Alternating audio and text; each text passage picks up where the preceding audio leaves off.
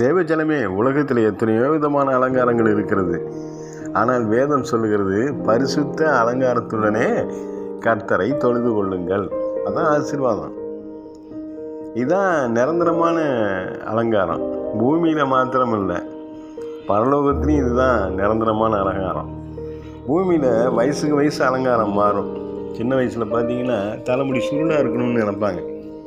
வயசாகிடுச்சுன்னா முடி கருப்பாக இருக்கிறதுக்கு அதில் டை பூசுவாங்க. இன்னும் எத்தனையோ அலங்காரம்லாம் இருக்குது. விதவிதமான அலங்காரம். முகத்தை சுருக்கம் மாற்றுறது, கலரை மாற்றுறது. எப்பா, உலகத்தில் அலங்காரங்கள் எத்தனையோ இருக்குது. ஆனால் எல்லாம் அழிவுள்ளது.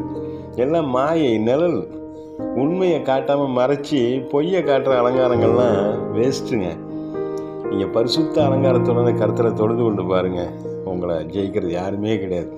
சாத்தா உங்களுக்கு முன்னாடி தோற்று ஓடி போவான். அது நித்திய அலங்காரமாய் தேவனுடைய ஆலயத்தில் இருக்கிறது. கர்த்தருக்கு ஸ்தோத்திரம்.